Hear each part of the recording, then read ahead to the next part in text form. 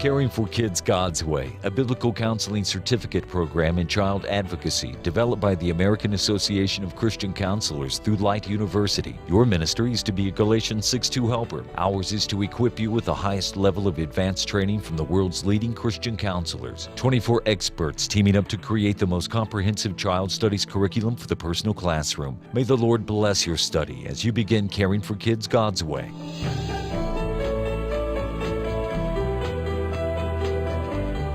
Professional team of 4 licensed counselors, experts in teen substance abuse and sexual addiction. Caring for Kids God's Way presents Richard Blankenship and Brooks Lines of the North Atlanta Center for Christian Counseling, Troy Snyder of the Paraclete Counseling Center, and AACC Director of Professional Relations Jennifer Cisney. Kids and Addictions. I'm Jennifer Cisney, and on this program we're going to be dealing with teens and addictions. No video series dealing with our teens and our children today would be complete without dealing with the issues of substance use, abuse, and the addictions that are facing our teens today. More than ever before, there is an epidemic of addiction among our young people. And we have put together a panel of experts that are going to help us deal with these issues and give you some insight and some advice to help you manage working with all of the kids and the teens in your life. I'm so glad to have you with me today, and I'd like each of you to introduce yourselves and then say just a little bit about what you do in the field of counseling. Hi, Jennifer. I'm Richard Blankenship. I'm a licensed counselor, nationally certified counselor. I work with Faithful and True Atlanta, Faithful and True Marriages, and the North Atlanta Center for Christian Counseling, and I specialize in sexual addiction and work some with sexually addicted teens. Thanks, Richard. I'm glad you're here.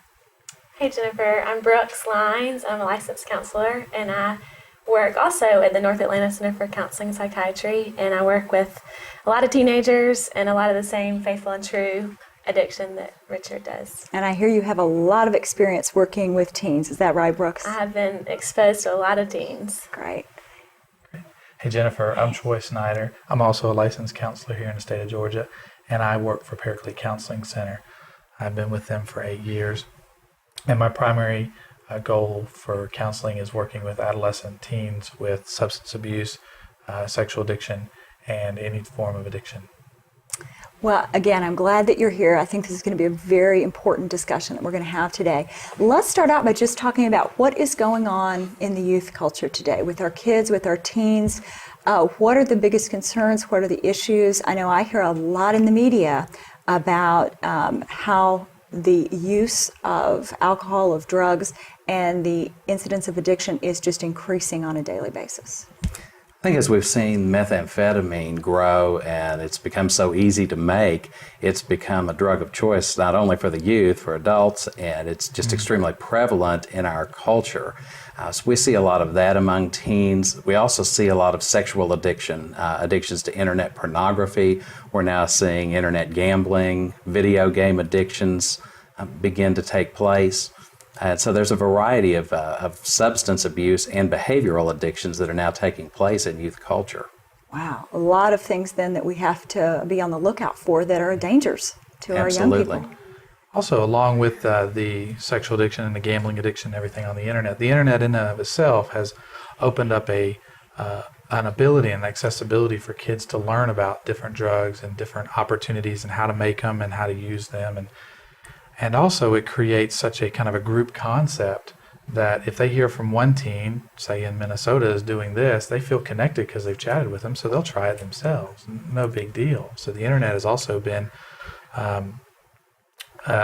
since it's accessible, they've become easier to do it. I know one of the issues with any kind of substance use or addiction is exposure, how those kids get exposed. And like you mentioned, Troy, the internet is exposing our kids to so much and at such earlier ages than ever before. And that's what I was going to say, that kids are seeing drugs and internet pornography at earlier and earlier ages. So it used to be that maybe high schoolers were just being exposed to drugs, and then because of the accessibility on the internet and because of chatting with friends or seeing it with older teenagers, younger and younger and younger kids are hearing about it and because they're curious or for whatever reasons trying it. I'm now seeing children come in addicted before age 10 to a variety of things. A couple of years ago, I was contacted by People magazine, and they did a feature on us because of a client we had, and it was a female sex addict. But the thing that made this particular female sex addict unique was she was only 9 years old. 9 years old, Richard. 9 years old, and she had a full-blown sexual addiction to internet pornography. Tell me how something like that happens to a 9-year-old. If people are watching out there that are parents or caregivers of young children, they're probably petrified by that statement. How did that take place? How did a 9-year-old get exposed and addicted to pornography? In this case, she found her dad's internet pornography, and rather than telling her mother about it, she herself got hooked on it for about 9 months before her brothers caught her. They went and told mom, and that's how the family problem got exposed. We are being told now that the average age of first exposure to pornography is now age 5. I think what we're going to have to remember is that kids are not afraid of computers. Yep. As adults, we didn't grow up with these machines. Yeah, I'm still afraid when I push the button, the thing's going to blow up or something. But my daughter can get around the computer in ways I can't even begin to think about. And as a result, it opens up a great world to them academically, but it also opens up a very frightening world in that they can be exposed to things like Troy was talking about. They can now learn how to make drugs over the internet. They learn how to find them, and they can get into all kinds of dangerous situations. That is very frightening. And Richard, let me just make a comment here that you're right. Parents aren't familiar with the technology their kids are using.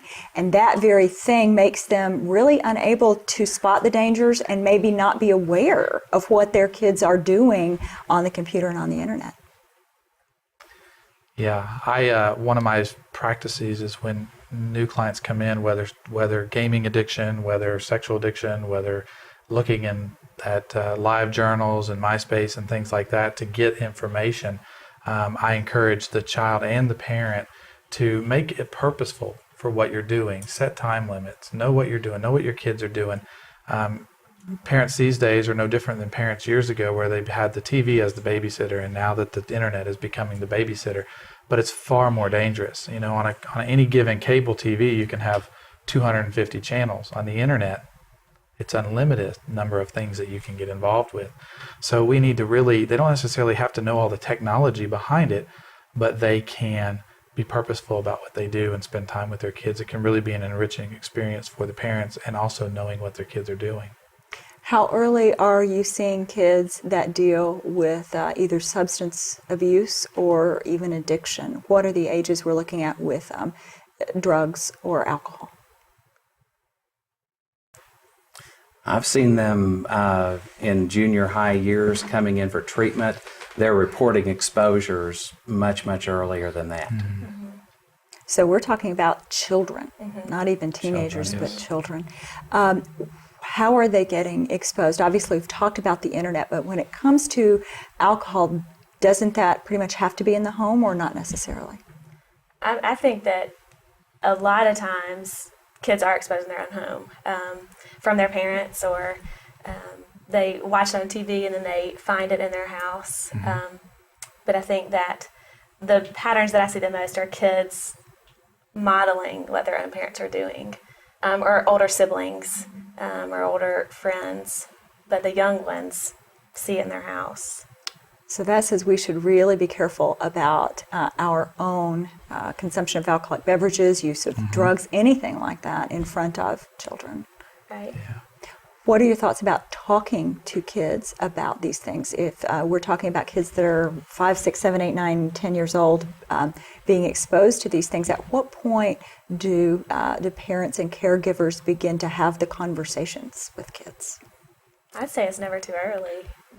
Just and make it a natural thing. I think the more you can talk about it, the more that it's an open conversation. When the kids are exposed to it, they will know, oh, mom and dad have already talked about this. They know about it. I feel free to share my concerns with them because they've already brought it up with me.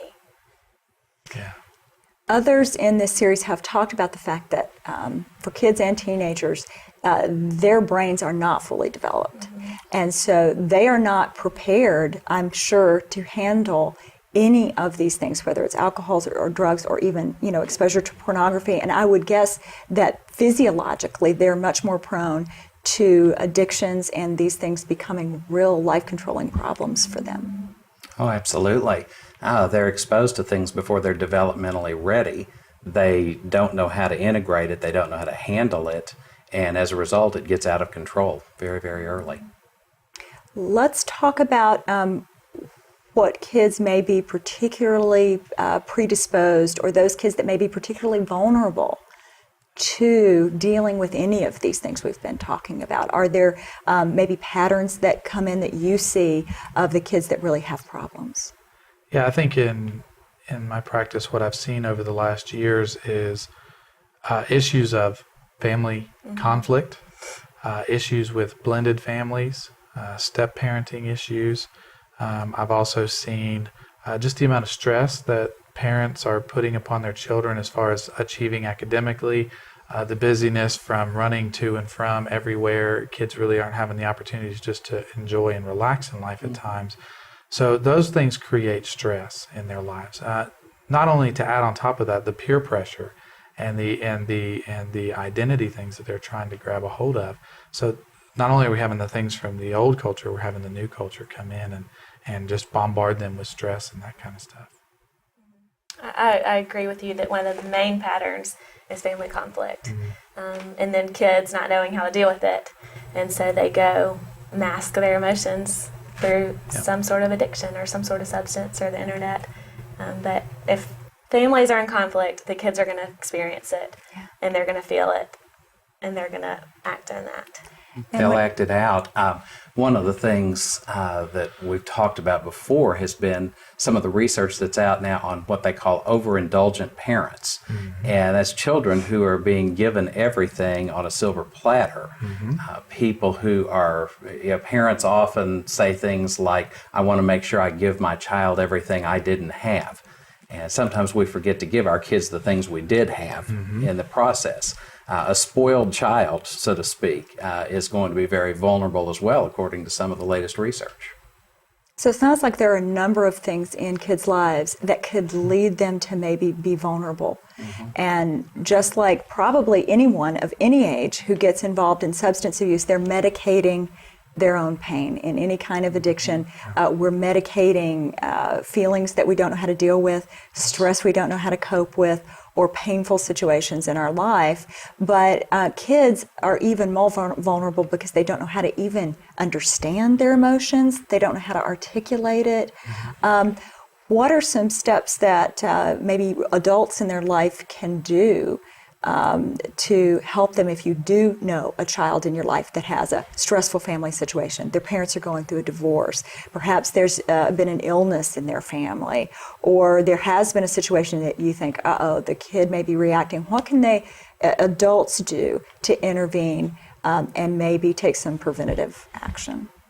I think kids need, or adolescents, teenagers need, till they've got to learn how to express their emotions. And so adults, healthy adults, if they could come in their lives and give kids the tools or just a place to talk. I have kids who come in all the time who don't know, can't really tell me when they felt happy or sad or mad because it's just, they're so jumbled. So a healthy adult coming in and being a place, encouraging a child just to talk, just to get it out.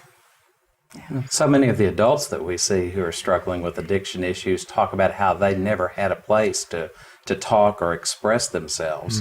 They had no voice when they were children.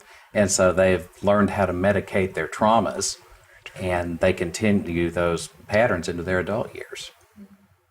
Along with that, I think that the parents who are going through a stressful situation, such as a divorce or such as a family illness, they need to recognize that they're having struggles with it. They need to be aware of that the kids are not immune to that, and that they're going to have struggles as well. And so they need to, as much as they're under a lot of stress right now, they need to either talk with their children or provide a counselor or coach or somebody to come alongside them. So I think the first thing that the parents need to do is be aware that it's affecting them and it's affecting their children as well. We think children sometimes and teenagers are immune to these things, but they're not. They're not. Yeah, many parents will feel like they've got all they can handle when they're going through one of those situations. And as a result, they won't deal with the child. Not that they don't want to, but they just don't feel they have the energy or the time or the strength. If that's okay, I realize parents have to take care of themselves too, but arrange to have somebody there for that child. It can be a grandparent, a significant family friend, a counselor, a coach, as Troy was saying. Now, kids are very rarely going to come and say, hey, Mom, Dad, I'm having a little trouble coping with my emotions. Do you think you can get me some help, or can you listen to me? So what are the signs and symptoms that your child or your teenager is in distress? What are they going to do? What are some of the things that we might let the adults in their life know to be on the lookout for that could either mean they just need some help, or could actually mean they're experimenting with maybe some drugs and alcohol, some pornography, that they might be in that doorway to getting into some trouble? I think the first couple signs that you would look for is a change in their behavior as far as socially, who they hang out with, their friends. Also in their mood, if you see their mood kind of elevating from happy to one moment to irritable the next moment, you see that. You also see them isolating. We have so many opportunities now with the internet and with the things in our rooms and the Xboxes and all that if you see them isolating to those things a lot more, they're trying to, in a lot of ways, escape from it. So you see those kind of behaviors, whether it's their first initial response to the stressor or whatever's going on in their life. And then as you go on, I think that we can also speak to what they do when they get into drug addiction. And along with that, I think that I see a lot of times parents bring their kids in once they're experiencing these extreme emotions, really, really angry, or she can't stop crying. And if the parents are in tune to have a proper way to express emotions, they're going to recognize that that's not healthy. So recognizing if you see your kid, like Troy's saying, withdrawing or anger outbursts or extreme sad outbursts, isolating themselves, those are any extreme behavior, I think, is a real red flag that something's not going on right with this child emotionally. They need some way to express themselves. And then some practical things that could come up. You might notice certain things missing around the house, things that could give you a high from inhaling them. Nail polish, cleaning substances that can produce a high. It's important to notice if those things are gone. If you suddenly see your child using perfumes or air fresheners or things that could be used to cover the smell of a chemical, that can be a sign that something's going on.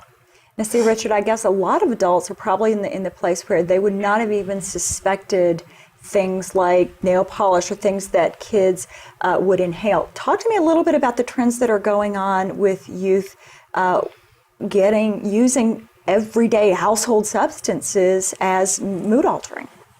Well, they're easily accessible, just like the internet, which makes them more lethal. And because they're legal and because they're acceptable and they're normal items you find in the house, it's easy to get away with it. Along with other things, such as a big epidemic right now is the over-the-counter medications that kids are taking. And you've seen some of the drugstores take such things as Coricidin and put them behind the counter now. And kids are taking that stuff, and it's in the medicine cabinet. So most of us really don't count the medicines that we have. We buy a 24-pack of cold allergies and expect that we use them twice or 3 times a year. They're going to be there. But kids are going in, leaving the boxes, and taking them away. Now, Troy, tell me what a cold medicine would do for a kid if they took it. How are they using that? Well, they're using Coricidin. They're taking anywhere upwards of 4 to 5 to 6 to 10 tablets, depending on what they want. But they're going to get some hallucinations. They're going to get some just some kind of numbing out feelings that go on in their life, and they kind of escapism, and they really like that. And they think because it's over the counter, it's not really going to hurt them, but they're not realizing what they're doing to their liver or any other parts of their body. And so they think it's okay. And kids are passing them around. What they call them in schools, do you guys know what they call Coricidin in schools? They call them Skittles. And so kids are doing that. The other aspect of school is we are medicating our children with necessary medications for ADD and depression, but the kids are selling them at school. And those are things that are going on every day that kids are, oh, I'm not going to take my Adderall today. I'm just going to pass it out. They're selling for about $9 to $10 at college campuses as well. And so if a kid who doesn't have ADHD takes an Adderall, what is the effect of that stimulant for them? An increase of dopamine in the brain, which is the feel-good chemical. That's right. It will. So they're going to get a high from that prescription medication. Absolutely. Yeah. College students snort it to stay awake during final exams.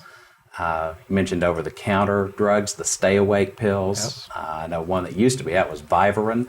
A number of things that are just basically caffeine in concentrated doses that create that rush and that high that kids can get hooked on. That's really scary that there's so many things out there that kids can use that are damaging. I think this might be a good place for us to talk about substance abuse versus addiction, because there might be adults out there who say, my kid's not addicted, they don't have an addiction. But let's talk about the damaging effects of using any kind of substance, whether it's alcohol, whether it's prescription drugs, whether it's over-the-counter medications or illegal drugs, to medicate an emotional state. Let's talk about that and how that impacts a child or a person. I think one of the trends that I've seen is when it starts as abuse and it turns to addiction, a lot of the kids I see that smoke pot do not see the long-term effects, do not understand that it's doing something to their brain that's going to affect them in the long term. And a lot of kids also think that they function better. You know, I can study better, I can write better papers, I'm more creative when I'm on pot. And so I think that's one of the dangers of abuse, because you get used to it and then it becomes an addiction. So kids who are abusing these drugs, illegal in this instance, illegal drugs, don't recognize that it really is harmful. Yeah, I would agree 100%. And then the other issue when it comes to, say, for instance, pot smoking, and then you introduce the internet here, the nature of man is to justify his behaviors. And so he looks on the internet, and you've got all these websites about the fact that not pornography, but pot is not addictive, and there needs to be we need to legalize it. So these kids are, when they're trying to justify their behavior, they're looking for this information, and they begin to spew this philosophy out on their parents and on their counselors and everything. And so they find in ways to justify their behavior, and just missing the whole point that they are taking a risk. Huge risk. They're taking a risk. One of the things that occurs to me is these are developing bodies and developing brains. In other parts of this series, Dr. Daniel Amen has talked about brain development, and the brain is not fully developed until the age of 25. And if you're introducing chemicals, bathing the brain in chemicals that are not normal part of the body, that's got to have a huge impact on how that brain is developing and how their physical body is developing. Absolutely. And when you affect your brain chemistry, you affect your total development. And it will have long-term impact. If you look at any of Dr. Amen's brain scans, those are very graphic and very revealing. And I'm going to guess that there are some of those in parts of this series. Yes. But it's important to look at those things. As parents, I would say look at some of those things that are on the internet. You can show your kids pictures of the impact of drugs on the brain. And we did talk a little bit, you mentioned prescription drugs, but let's talk about some other types of prescription drugs, because before we started doing this video, Richard, you spoke to me about some of the dangers of prescription drug addiction. Can you speak to that for a little bit? Well, prescription drug addiction is more subtle in that you're getting something legally. When we're talking about heroin and cocaine and marijuana, we're talking about things that are illegal that you're going to go buy on the street. But these are drugs that you get a legitimate prescription from a doctor for, and they're now selling on the street because they're so valuable. One of the reasons that this subject is so important to me is that when I was 15 years old, I abused prescription drugs. What I would do is I would use a muscle relaxer painkiller, and I discovered it was a great way to escape and to medicate a lot of the pressure I felt as a teenager. My parents never knew what I was doing. All I had to do was fake the back pain. They'd take me to the doctor, and I would get another prescription for this particular pain reliever, and I abused that for at least 2 years. And you were pretty successful in hiding that from your family, weren't you, Richard? Oh yes, it was very easy to do. All you had to do was sneak one out occasionally, and if the pill bottle got too empty and mom and dad weren't looking at it, all you had to do was put something else inside because they weren't monitoring the contents. And you know, our teens are really bright and they're very creative, and like you mentioned, Troy, they have access to the internet, which actually gives them a lot more information than we would ever want them to have about how to use drugs, access drugs, or you know, get involved in these things. What are some just general rules that adults in their life areas they should be looking at, things they should be aware of, that we want to make them aware of that they may not be doing already, or areas that they may not be looking at that we want to ask them to start looking at? I think one area, going back to the computer and understanding how the computer is where kids find so much information, is keeping computers in a family room, keeping them turned towards That's right. where the family's interacting, not away, so that at any time a parent doesn't have to sneak around, but the screen's always exposed. That's just a very simple, very practical. Kids should not have computers in their rooms. So no computers in the rooms where the kids can access it privately without the parents seeing what's going on. And a good thing would the parents would practice the same thing, that the parents would use the family computer. Because again, what we said earlier, kids are parenting their parents. Yeah. And if dad's downstairs in the basement on the computer, why is it not fair that the kids would be able to do that? So. Well, that brings up a very good point, Brooks, and that is that addictions are both have a biological component of being hereditary, but there's also a huge component of what kids watch the adults in their lives do and participate in. Let's speak for just a moment to parents' addictions and passing those on to our kids, and how parents' behavior is really observed by our young people. Yeah, because addiction is not only just the chemical aspect, but it is a lifestyle that these parents live, the way that they make their decisions, the way that they punish, the way that they talk to one another, the way that they use emotions to manipulate. So the kids, we are called in Scripture to train up our children, and a lot of us like to use that as the positive, but we are training them wrongly too by mimicking and modeling these behaviors. So kids are learning that, and then they're going in and they're just modeling the same thing, doing the same behaviors that they're seeing done.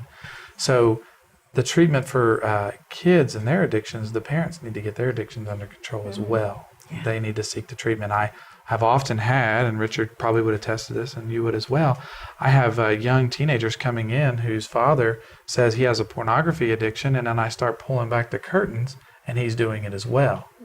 Well, we can help that young man come clean and become victorious without his dad, but we need to get his dad as well. Yeah, certainly. Absolutely. What's that old saying? Children seldom misquote you. They repeat exactly what you shouldn't have said word for word. Yeah. They're going to imitate our behaviors. They're going to imitate what we tell them. And this addictions will be passed on from one generation to the next. And if we don't talk about these things, really from birth. You asked earlier, when should we start talking? From the day they're born. Yeah. Begin educating then. That's how you break this cycle. And so certainly I think it may go without saying, but we should say it anyway. If there is a parent out there that is struggling with their own issues, really of any kind of addiction, right.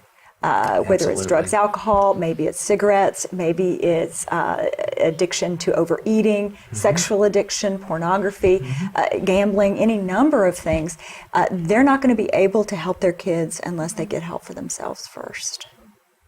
Absolutely. Children will imitate the good things that you do as well. And when they see their parents and significant adults in their life getting help and their pain being redeemed and their addictions being healed, and they see them getting into recovery, they will imitate that as well. I'm sure we have some adults out there that are a little concerned now. If they weren't before, now they are. They probably were before, but now they really are. Let's talk a little bit more about, let's talk about the warning signs that you may really have a serious problem. Because what I have found is that parents intuitively sense that something might be wrong, but they can't put their finger on it, and they're almost afraid to address the issue if they're not sure with their kids. Let's talk about that. What should parents do if they even have a little bit of concern or a little bit of just worry in their gut that their kid may be doing something harmful? If they've been in the habit of talking about these things from the time the kid is born, it's not as hard to be able to confront the issue. At that point, you just say, I have a concern about this. Would you explain this to me? And then listen very carefully. Go with your gut. If it's telling you something's wrong, when they're saying it's not, stay with that feeling. Follow that out and see what you can discover.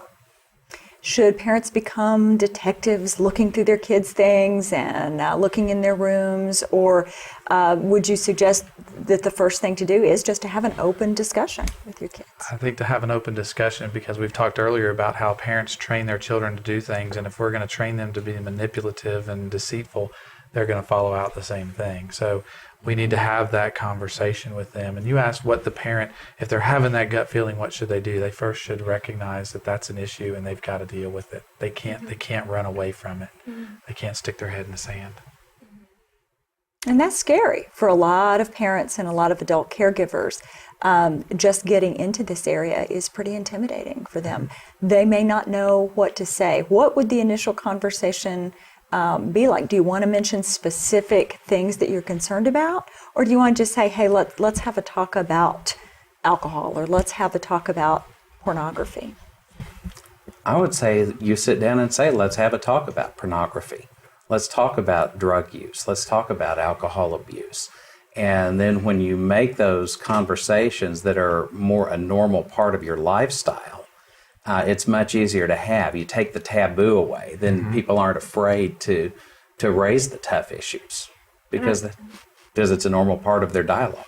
And a key, I think, in having these conversations with kids is really listening. One of the biggest things I see teenagers say is, my mom doesn't hear me, my dad doesn't hear me. Yeah. They don't care, they don't want to hear my story. And so in confronting them, your child might just come out and say what's going on, or why it's hard, or why they're sad. But I think parents miss that because they're so ready to point, and this is what you're doing wrong. And I think a main thing we could encourage adults in kids' lives to do would be to listen. Yeah. And you, like Troy was saying, you might just hear something. You might just, and our initial response, because of fear inside of us as a parent, is to batter them and to scold them and to just like scare them to death. But fear has never saved anybody. Only love has. And so you have to, and a loving thing to do is, parents know that they don't know maybe anything about how course eating works, or they have no idea how substance abuse works. They might not have had it in their life, but they know how to love. They know how to love. And if they give their child that, there's going to be a potential for that response. And it might not just be the first time. This is a thing that you have to do over and over and over again. I, as a parent, and Richard, we can all testify that our kids don't respond the first time all the time. But if we keep at it, they will. And I think this area we can do that as well. What you said, Troy, is so profound, that fear is not going to be what motivates kids. But that's, in a way, what we've tried to use, both in sort of our public campaigns about why not to get involved in drugs and alcohol. And it's the first thing parents go to is to punish and scare and threaten. But that's really not effective. And so parents probably have to deal, first of all, with their own fear and get past that. But let's talk about how they can be a safe place for their kids, because if you are so hardline and wanting to immediately issue punishment and ultimatums and be very judgmental of your kids, they're not going to be honest with you about what they're doing or what they're considering doing. And I would say a good guideline as far as speaking love to your kids is knowing what they're doing, getting to know their friends. I think that's another sign I think Troy may have mentioned of switching when your kids' friends change. Oftentimes that's a sign that some sort of behavior is changing. And so getting to know your kids' friends really speaks love. Just being there, being available. just Having being a that body. relationship. But that makes a problem. We talked earlier about the culture and the culture of busyness is that the parents aren't really around as much. And I have learned over the years with working with parents that they can make that choice. Certain things might have to suffer in their life, but those don't really mean anything. They can make the choice to spend that time with their children. In the grand scheme of things, their kids and their kids' lives and futures are at stake and more important. Let me ask you a question about self-disclosure with parents. I get this question a lot. How much should I disclose to my child or teen about maybe my experimentation with drugs, maybe my struggle with an addiction? If I say this to them, is it going to make it okay for them to experiment, or is it going to open dialogue? What are your thoughts on that? Oh, my thought is it's going to open dialogue. Yes.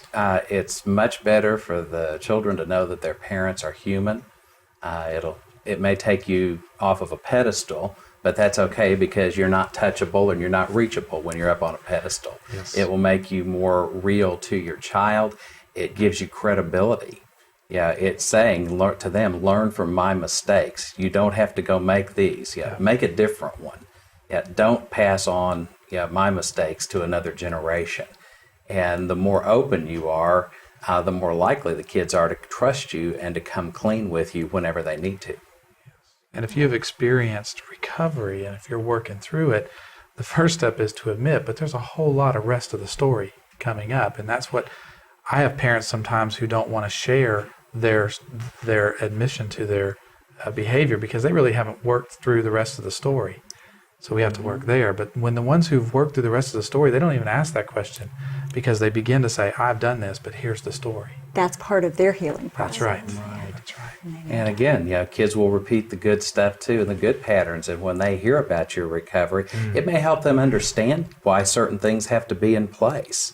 It may be that there's no alcohol in the house because the parent is a recovering alcoholic. It may be that they limit or restrict internet access because the parent has a problem with an addiction to internet pornography. If they're honest about that, the kids will understand why and can grow up realizing just how lethal some of these things can be. So it's very important to be open in all of this dialogue Absolutely. with your kids. Now let's talk about the parents or the teachers or the adults who are out there and they have a youth in their life that they know has a problem. What are the first steps to intervention? And how do you get help? How do you start to help a child that you know has a problem and maybe either they've denied it, you've tried to talk, it's not working, or they're talking about it and they're not going to change? I mean, this is, you've hit a wall here. I think education is the first forefront, knowing how to respond in that. Talking with someone who knows the addiction cycles, knows what kids are doing, knows what's going on. I have parents oftentimes before they find out about something their kids are doing with pornography or other things, and they'll say, I want to make an appointment so I can figure out how I need to respond to them. And so they get some counsel, some coaching on how to deal with them. So get that education because our gut will tell us to run with fear, and our gut will tell us to just wring their necks or whatever. But we need to get that education. I think is first and foremost, along with what we were talking earlier, is have those conversations. Be bold. And I would say maybe don't be afraid to ask for help for yourself, because these are complicated waters to navigate. Yes. And the parents who are out there today, the landscape that their kids are dealing with is radically different even than when they were teenagers. And so to raise your hand and say, I need some help, I need somebody to educate me so that I can help my child. Absolutely. The better prepared a parent is to respond, the better the results are likely to be. And there are ways to intervene. If you need help, there are now professional intervention companies that can come into your home and actually help you stage an intervention with somebody who is very resistant to treatment. If they're just so in denial and they just will not accept what is blatantly true in front of them, there are ways to address that issue. There are treatment programs today that can assist teens who are addicted to drugs, to alcohol, to internet pornography, and other forms of addiction. And there is a lot of help out there There Yes. is. And let's talk about what that help looks like and what help is available both for parents and for the children and the teens. Well, there's lots of different resources. It just depends on how extreme your child's addiction or substance abuse is. There's inpatient places that you can take your child, and then there's outpatient work like we do. I think a main element would be getting the family involved. It's not just about, here, fix my child. Yes. I think that the parents need to own up to the responsibility that maybe the whole family has in this child's addiction.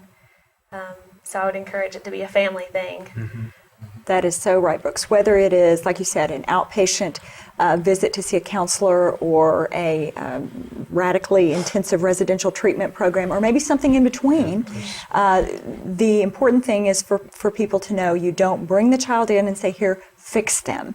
This is something that really the whole family is going to be a part of, right? There's also something around with addictions is that you need to get a medical evaluation as well, because although remember that when kids do drugs, there's a lot of lying and deceiving. So when they get caught, they might say, I've smoked pot, but we don't know if they've done heroin or anything else like that. So we also don't want to put them in risk of medical detox issues and that kind of stuff. So we want to get them checked out by someone who kind of knows the physiology of it as well.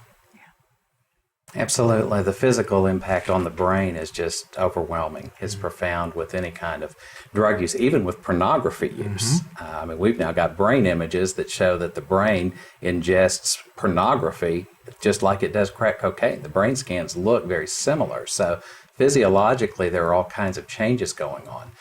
Different medications may be used in the treatment of addiction, and it's going to be important that a doctor who understands addiction medicine be involved in that process.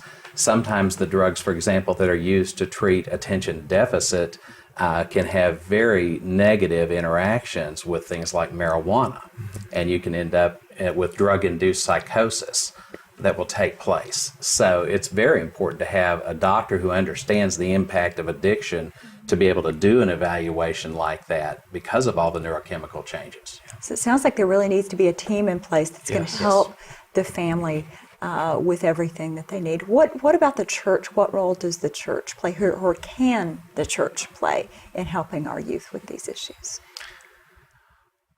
I like to say that they need to provide the support that the body is supposed to support, to love and to care, but also not to be ostriches and stick their heads in the sand over issues. I'm phenomenally blown away when I go around to churches and talk about wanting to do things on pornography or stuff like that. They're like, that's not an issue here.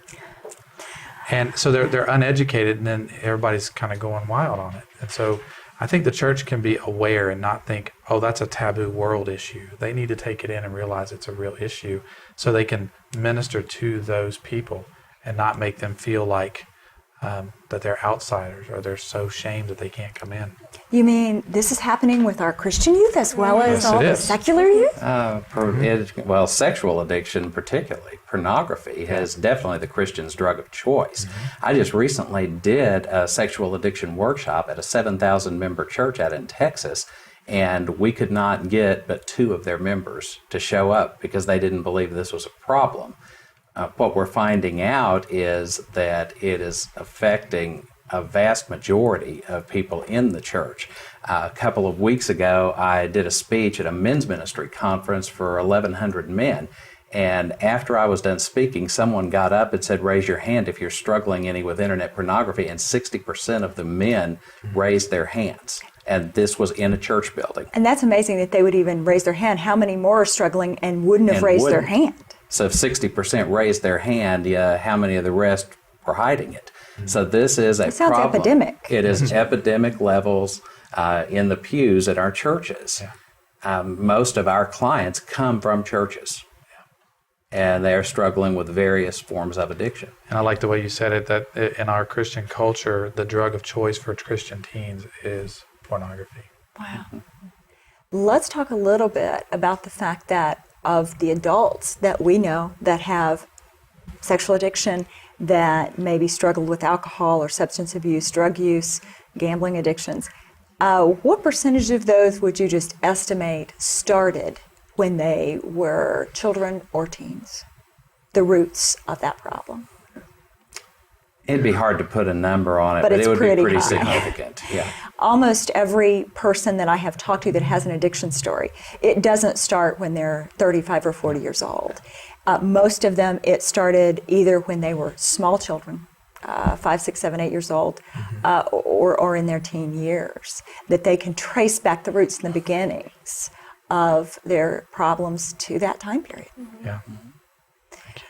Let's then talk about the importance of insulating and protecting our youth. What are some preventative things that we can do, assuming that that hasn't infiltrated the kid yet?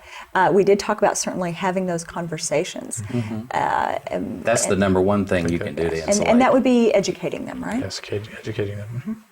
And what kind of things do we tell them? What is too much information for them, and at what age do you start talking to them? And you said it's never too early, It's right? never too early, and I would be more inclined to err on the side of educating too much than not educating enough. Yeah. Just recently, in the last year or so, I've been surveying men who are in sexual addiction recovery groups and have asked them what types of trauma they experienced in childhood. By far and away, the number one answer I'm getting is nobody educated me about sex or about these issues. So, if you're going to err on the side of educating too much. It's important that you be very matter of fact with it.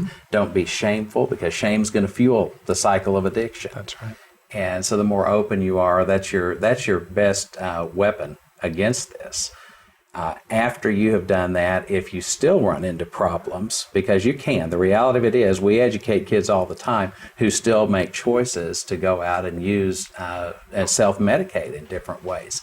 At that point, I think you have to go into a whole nother set of tools in terms of intervening and dealing with it. And that's where you use counseling and the treatment centers and things like that. You also get behind, try to help them understand that the drug is something that's anesthetizing the pain, and so you want to talk about what is the pain and get educated on that as well. I think parents need to be reading materials and what's kind of going on in the culture and keep up to date. So I think education yourself and then sharing that with your children. And I guess healthy ways then, what you're saying, Troy, is healthy ways of coping with stress, sadness, frustration, failure, loss, because these are things that our kids are going to experience without question in life, and we don't do very much to teach them about how to handle that, do we? Right. You'd ask the question, Jennifer, how do we insulate kids against things like that? Part of it is we need to not insulate them against everything. That's right. We need to be able to show them that there are going to be real issues, real losses, pains, tragedies, things that we all have to learn to cope with. And I'm reminded of a saying from one of my favorite therapists of all time, Virginia Satir. She said, problems aren't the problem, coping is the problem. That's it. And the coping skills that we are either learning or not learning may very well be the thing that gets us in trouble.